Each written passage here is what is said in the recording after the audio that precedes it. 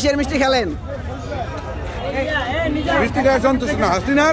হাসির রায় হয়েছে, এই রায়ে আমরা সাময়িক খুশি, আলটিমেট খুশি আর কিছু নাই। যতক্ষণ পর্যন্ত হাসিনাকে বাংলাদেশে না নিয়ে আসা যাবে, হাসিনাকে বাংলাদেশের মাটিতে না পর্যন্ত আনন্দে আহ্লাদিত হওয়ার মতো কিছু নাই।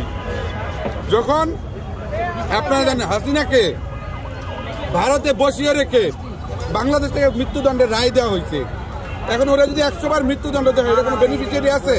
নাই। তখনই বেনিফিশিয়ারি হবে জুলাই যোদ্ধাদের আত্মা প্রশান্তি পাবে যখন তাকে বাংলাদেশের মাটিতে নিয়ে এসে ফাঁসি কার্যকর করা হবে। ইতিহাসের আরেকটা বিষয় বলি, বাংলাদেশে এখন পর্যন্ত 94 জন নারীকে মৃত্যুদণ্ড দেওয়া হয়েছে এবং হাসিনা সহ 95 জন নারীকে মৃত্যুদণ্ড দেওয়া হয়েছে। এখনো পর্যন্ত বাংলাদেশের মাটিতে একজন নারীর মৃত্যুদণ্ড কার্যকর করা হয়নি। সেইটা আমাদের জন্য আরেকটা আশঙ্কাজনক, হাসিনাকে এটা এক প্রকার আইওয়াসজনক মৃত্যুদণ্ড দেওয়া হয়েছে কিনা। এবং আরেকটা বিষয় আপনারা জানেন, ভারতের সাথে বন্দি বিনিময় চুক্তি থাকা সত্ত্বেও, বন্দি বিনিময় চুক্তি আছে 2013 সাল থেকে, সেটা থাকার পরেও তারা খুব বেশি আসামি আমাদেরকে ব্যাক করে নাই।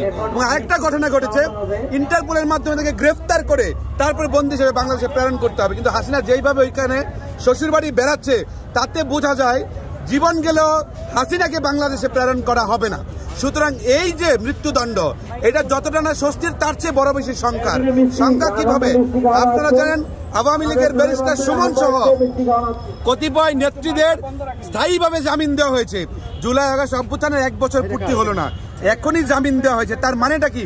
একদিকে মৃত্যুদণ্ড, অন্যদিকে আওয়ামী লীগ পুনর্বাসনের একটি প্রক্রিয়া চলছে কিনা সেটা আমরা চিন্তা করছি।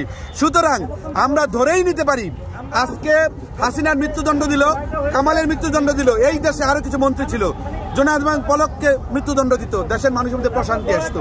সবাই ভাবতো যে দেশে যারা স্থিতি রয়েছে, স্টে করছে, তাদেরকে মৃত্যুদণ্ড দিচ্ছে এবং কার্যকর করতো। আপনারা জানেন সালমান এফ রহমান আছে, তারা সেম অ্যাকিউজড, সেম এলিগেশন তাদের এগেইনস্টে। জোনায়েদ আহমেদ পলকের বিরুদ্ধে সেম এলিগেশন, সেম অভিযোগ। তারপরে আপনার দীপুমণি সেম এলিগেশন, তারপরে তাদের কেন রায় দেওয়া হলো না? এখন দেশ থেকে যে ফ্লে হয়ে পালিয়ে গেছে তাকে দিয়েছে মৃত্যুদণ্ড, দেশে রয়েছে তাকে দিয়েছে 5 বছরের কারাদণ্ড। এখন 5 বছরের কারাদণ্ড, যে এত বছরের গুম খুন বিচার বহির্ভূত হত্যাকাণ্ডের সাথে জড়িত, তাকে দিয়েছে মাত্র 5 বছরের কারাদণ্ড। আপনারা প্রশ্ন রাখতে পারেন, রাজসাক্ষী ইটস ওয়েলকাম, কিন্তু রাজসাক্ষী ছাড়া যারা ঘটনা ঘটাইছে তাদের কেন রায় ঘোষণা হলো না?